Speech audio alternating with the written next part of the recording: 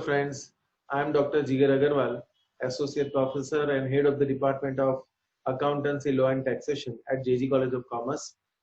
Last time, in the last lecture, we had discussed various factors affecting valuation of goodwill. We had also discussed various methods of valuation of goodwill, just a brief overview.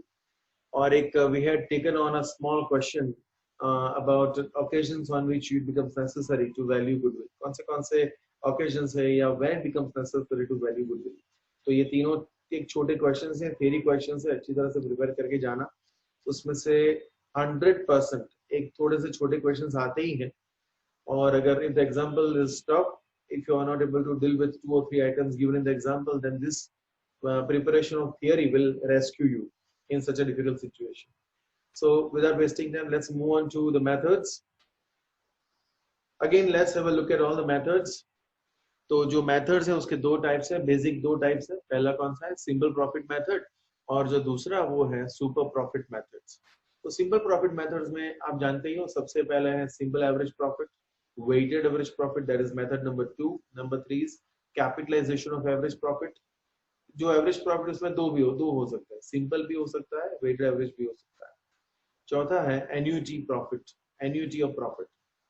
तो this are the 4 basic methods. लेकिन इसमें से जो सबसे important है वो है capitalisation of average profit method. इसमें से you can expect a full length example as well as a short example. जो दूसरा टाइप है मेथड्स का वो है सुपर प्रॉफिट मेथड्स. ये सबसे इंपॉर्टेंट मेथड है क्योंकि जो बड़े सम्स आते हैं वो 100% इसी मेथड में से आते हैं. और तो ये उसमें सबसे पहला है years of purchase of super profit, फिर capitalisation of super profit, annuity of super profit and sliding scale method. तो इसमें जो सबसे, जैसे मैंने बोला कि the most important type of method is super profit method. So I hope that not today but in the next lecture we'll take on the most important method, which is super profit method. But let's get on with the basics. आज जो थोड़े basic 2, 3, 4 methods हैं वो एक बार सीख लेते हैं. I am sure you are familiar with that. और नहीं भी है तो भी आपको ये लेक्चर के बाद वो मेथड्स आपको आ ही जाएंगी. Let us start with simple average profit method. जो देखा ना आपके लिस्ट में है, आपके लिस्ट में सबसे पहली मेथड है सिंपल एवरेज प्रॉफिट मेथड. मैं वही यहाँ पे डिस्कस कर रहा हूँ. तो क्या होता है सिंपल एवरेज प्रॉफिट मेथड में? तो नॉर्मली आप जानते ही हो, वैसे you must have studied this, पर सिंपल एवरेज प्रॉफिट मेथड में आपको कंपनी के प्रॉफिट्स दे देते हैं आपको. ठीक है, 5-6 साल के प्रॉफिट दे देते हैं. आपको क्या करना है, उसकी सिंपल एवरेज निकाल के उसको मल्टीप्लाई करना है नंबर ऑफ ईयर्स. जैसे किसी फर्म के 4 साल के प्रॉफिट आपको दे दिए, सपोज 10,000, 15,000, 12,000 and 18,000.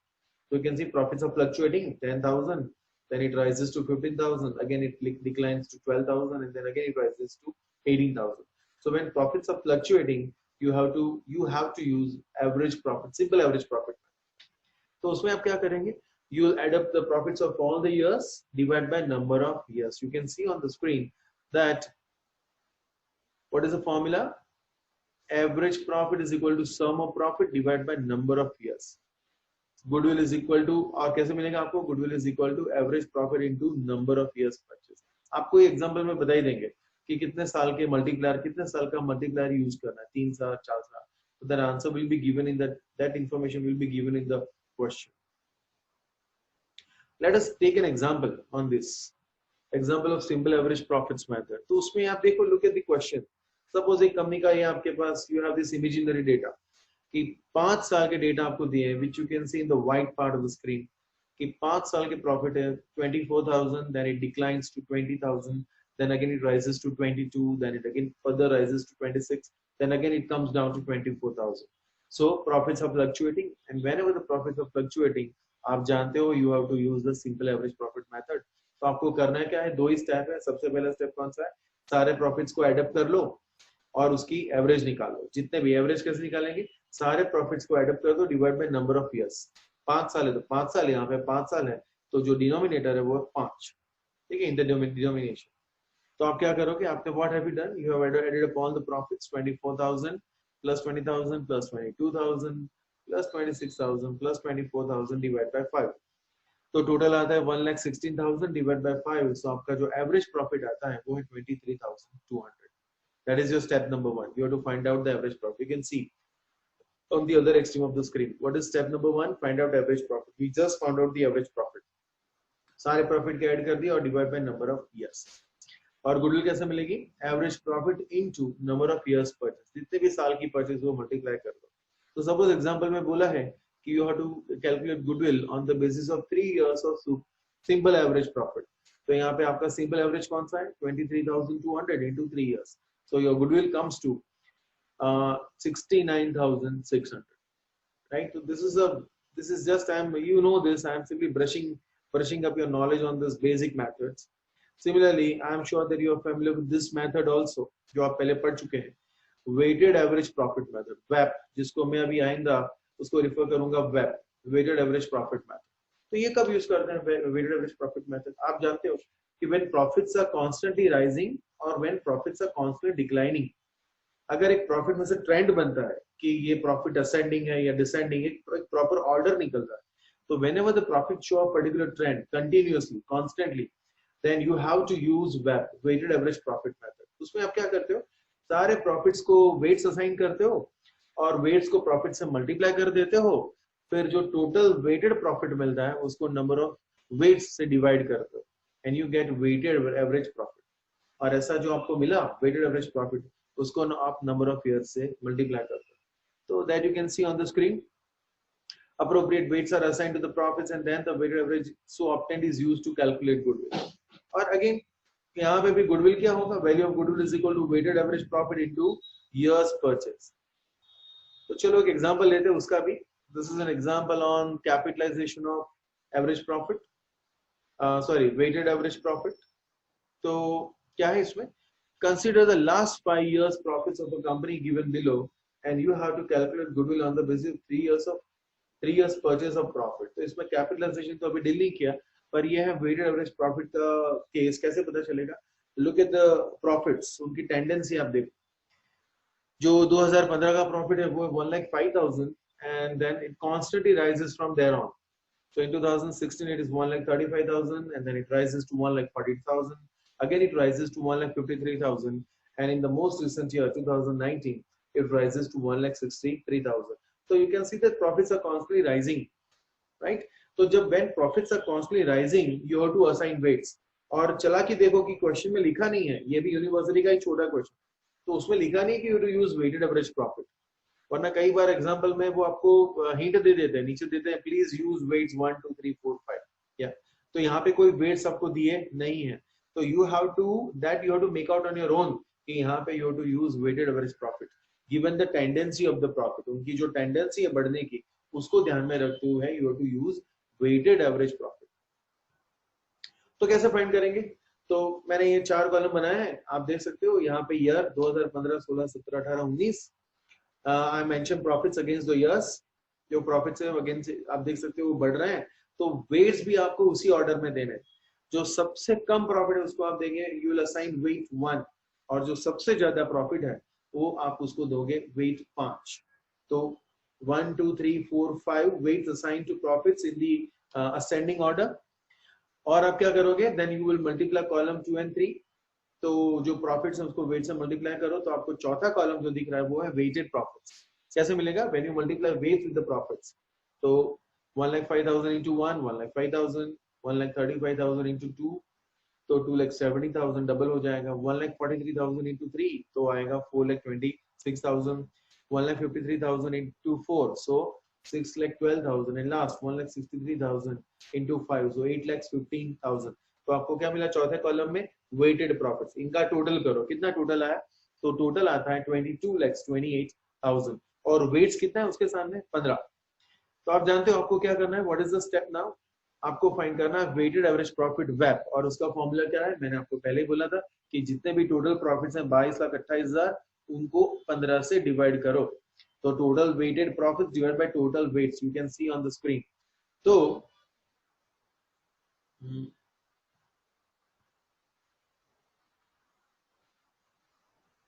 तो यू कैन सी दिस कि total weighted profits divide by total weights. तो कितना आएगा? What is your weighted average profit? 1,48,533 approximately. Answer तो डेसिमल में आता है पर मैंने उसको राउंड अप कर दिया. तो 1,48,533 that is a weighted average profit. Next क्या करना है आपको, क्वेश्चन में बोला क्या था उन्होंने, basically you have to go back to the question. उसमें लिखा है you have to calculate goodwill on the basis of 3 years purchase of profit. तो आपको यहाँ पे जो एवरेज प्रॉफिट आया उसको मल्टीप्लाई करना होगा 3 साल से, 3 years। तो आपको कितना आएगा, what is amount of goodwill that you will obtain, rupees 4,45,600 approximate amount, right. तो दिस इज योर आंसर। तो हमने 2 मेथड्स देखे। सबसे पहला मेथड कौन सा देखा, सिंपल एवरेज मेथड, अगर प्रॉफिट्स फ्लक्चुएटिंग है तो। दूसरा मेथड देखा वेटेड एवरेज मेथड, अगर प्रॉफिट्स के एक प्रॉपर कांस्टेंट ट्रेंड बताते हैं, either they are rising or they are declining, तो we will use weighted average profit method। और अब नेक्स्ट मेथड देखने के लिए जा रहे हैं जिसका नाम है कैपिटलाइजेशन ऑफ प्रॉफिट मेथड। तो इसमें 4 स्टेप्स है, you have to mug up the steps. कौन से हैं, पहला स्टेप है net assets. How do you find out net assets, assets minus liabilities. तो आपको बैलेंस शीट में से असेट्स निकालनी होगी और उसमें से जो लायबिलिटीज है वो लेस करनी होगी असेट्स। तो step number 1 is net assets, assets is equal to net assets is equal to assets minus liabilities. Second step है एवरेज प्रॉफिट। तो अभी आपने देखा कि एवरेज प्रॉफिट कैसे निकालते हैं, सिंपल एवरेज या वेटेड एवरेज, कोई भी मेथड जो भी रेलेवेंट एज द केस में बी, उसको अप्लाई करके you have to calculate average profit. ठीक है, तो पहला स्टेप कौन सा था, net assets, second average profit, third is you have to capitalise the profit, जिसको बोलते हैं सीपी, कैपिटलाइज प्रॉफिट। कैसे मिलेगा आपको, average profit divide by expected rate of return. वो आपको एग्जांपल में दे देंगे 5%, 10%, 12%, 15%, तो आपको एग्जांपल में दे ही देते हैं। It is readily available in the question. तो आप क्या करोगे, ऊपर जो स्टेप 2 में आया ना, प्रॉफिट नंबर 2 में जो स्टेप नंबर 2 में जो आया ना एवरेज प्रॉफिट, उसको आप डिवाइड करोगे ईआरआर से, जो इसको मैं ब्रीफली बोलता हूँ ERR, expected rate of return. It is always given in the example. ठीक है, तो average profit divide by expected rate of return multiplied by 100, तो आपको मिल जाएगा कैपिटलाइज्ड प्रॉफिट, या उसको ब्रीफली मैं बोलता हूँ सीपी।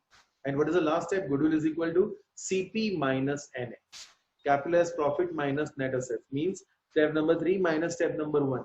आपको सीपी कहां से मिला, स्टेप नंबर 3 से मिला, वो वैल्यू यहाँ पे डालो, माइनस स्टेप नंबर 1 में आपको क्या मिला था, नेट असेट्स, वो यहाँ से लेस कर दो, डिडक्ट कर दो, and you will automatically obtain goodwill. तो क्या है उसके, एक बार फिर से एक बार रिवाइज करवा लो, क्या है उसके स्टेप्स कौन से हैं। पहला step number 1 is net assets is equal to assets minus liabilities. Step number 2 you have to find out average profit, simple या वेटेड एवरेज, जो भी है एज द केस में be. Step number 3 will be you have to find out capitalised profit, यानी कैसे find करोगे, जो आपका स्टेप नंबर 2 में आया था एवरेज प्रॉफिट, उसको डिवाइड करोगे ईआरआर से। What is ERR, expected rate of return, it is given in the example. तो उसको डिवाइड कर दो तो आपके पास आंसर आ जाएगा वहां पे। उसको क्या है, तो उसको क्या बोलते हैं, CP, capitalised profit. Last step, step number 4 क्या है इसमें, goodwill is equal to CP minus N, CP minus N, capitalised profit minus net assets. ठीक है, याद रखिए, पहला you have to find out net assets, second you have to find out average profit, third step is you have to capitalize the profit, and fourth step is goodwill। तो ये 4 step आपको process करने पड़ेंगे। Now let us look at one example. This is again is a, this is an example from it is an example from university। चल एक बार देख लेते हैं कि Aakash limited takes over the business of Dharti limited whose balance sheet as on 31st March 2020 was as under। तो आकाश limited business ले रहा है धरती लिमिटेड का, और धरती लिमिटेड की बैलेंस शीट आपको नीचे क्वेश्चन में दी हुई है। कौन सी है, कौन सी आपके पास आइटम्स है, देखो बैलेंस शीट में शेयर कैपिटल है कंपनी के पास, कौन सी कंपनी के पास, धरती लिमिटेड के पास 15,000 इक्विटी शेयर्स ऑफ 10 each 1,50,000। और जो बाकी की है, बाकी जो 3 है, they are all liabilities, creditors, provident fund, bills payable, all 3 are admissible liabilities, they are proper liabilities, they are also current liabilities, we can see। among the assets you have land and building, तो वो एक proper asset है, plant and machinery भी proper asset है, debtors, bills receivable, stock and cash in bank, these are all current assets, हम जानते हैं। तो all the assets are valid assets। और liabilities में आप जानते हो कि creditors, PF and bills payable, these 3 are valid liabilities, लेकिन equity share capital liability नहीं है। ठीक है, वो तो capital है, as a source of, it is a part of capital structure, so it is not a liability, right। अब देखने वाली बात यह है कि आपके पास क्या है, एडजस्टमेंट्स में थोड़े नीचे एडजस्टमेंट दिए हैं। The profit of the company for the last 5 years are, तो आपको कंपनी के प्रॉफिट दे दिए हैं 24,000, 20,000, 32,000, 24,000 एंड 30,000। तो एट वन ग्लांस तो क्या लगता है कि प्रॉफिट्स आर फ्लक्चुएटिंग ना, 24 down 20 up 32 down 24 up 30, so profits are fluctuating. लेकिन ये फाइनल ट्रेंड नहीं है, इसके ऊपर दो एडजस्टमेंट्स भी है। तो ये एडजस्टमेंट को ध्यान में रखते हुए उस after you take into account this adjustments, उसके बाद जो ट्रेंड निकलता है उसको ध्यान रखना है। So you have to look at the final profit figures. तो पहले ये सारे प्रॉफिट फिगर्स को ये एडजस्टमेंट से प्रोसेस करो और फिर क्या निकलता है वो देखो। अगेन अगर प्रॉफिट फ्लक्चुएट होता है तो आप जानते हो we will use simple average, लेकिन अगर प्रॉफिट का ट्रेंड बनता है either increasing or declining, so then we of course have no option but to use weighted average profit method। चलो देखते हैं क्या निकलता है। पहले सम पढ़ लो फिर से। Look at the second part of the sum. क्या है उसमें? The profit of the company आपने देख लिया। उसमें देखो एक है manager of the company mister Chandra was giving honorary services but now a salary of ₹5000 per annum will have to be paid to him। अब तक कंपनी नहीं दे रही थी उसको सैलरी चंद्र को, लेकिन अब देनी पड़ेगी। क्यों? क्योंकि आकाश ने टेक ओवर किया। धरती लिमिटेड नहीं दे रहे थे, लेकिन आकाश लिमिटेड विल हैव टू पे 5000, तो उनका प्रॉफिट क्या हो जाएगा? फ्यूचर प्रॉफिट कम हो जाएगा। तो हम भी क्या करेंगे, जो एवरेज प्रॉफिट निकलेगा उसमें से 5000 का जो एक्सपेंस है वो निकाल देंगे, क्योंकि प्रॉफिट कम हो जाएगा। So we have to reduce the profit. Okay, then look at the second adjustment. क्या है? Dharti limited pays 4000 for office rent which Akash limited will not be required to pay. यानी धरती लिमिटेड जो अब तक 4000 रुपए का जो रेंट है वो चुकाती आ रही थी, लेकिन आकाश लिमिटेड जो नई कंपनी है जो ये business balance sheet take over करने वाली है उसको ये खर्चा नहीं करना पड़ेगा। तो उनके लिए तो वो सेविंग्स है। तो आप क्या करोगे? Again you have to adjust the profit, क्योंकि फ्यूचर में ये खर्चा नहीं है, फ्यूचर में ये सेविंग है। तो आप क्या करोगे? जो आपका एवरेज प्रॉफिट है उसमें ये 4000 प्लस कर दोगे। फिर से बोल रहा हूँ, जो चंद्रा की सैलरी है वो पहले नहीं देते थे, अब देनी पड़ेगी। तो फ्यूचर में क्या होगा? आपका प्रॉफिट कम हो जाएगा। तो फ्यूचर में प्रॉफिट कम होगा तो आपकी जो एवरेज प्रॉफिट है उसमें से 5000 फ्यूचर का एक्सपेंस बढ़ा ना, वो माइनस कर दोगे। ठीक है। और उसके सामने कन्वर्सली जो रेंट है वो अब तक आप चुकाते आ रहे थे, लेकिन now you no longer have to. Akash limited जो नई कंपनी है उसको रेंट चुकाना नहीं है, तो उनके लिए वो क्या है? सेविंग्स। तो they will add 4000 to the average profit, so profit will increase. ठीक है। तो आपको ये याद रखना कि जो प्रॉफिट है उसको आप एडजस्ट करना पड़ेगा to obtain future maintainable profit. वो फिर से आगे भी डिस्कस करेंगे, लेकिन ये two adjustments are basic and very very easy to understand. तो मैंने आपको वैसे एक्सप्लेन कर दिया। आगे क्या समझ दिया? The expected rate of return in this type of business is 10%। ERR जिसको मैं बोलता हूँ, तो ERR कितना सब में दे ही देते हैं, यहाँ पे भी दे ही दिया है, वो कितना है? 10%। You have to calculate goodwill on the basis of capitalization of average profits method।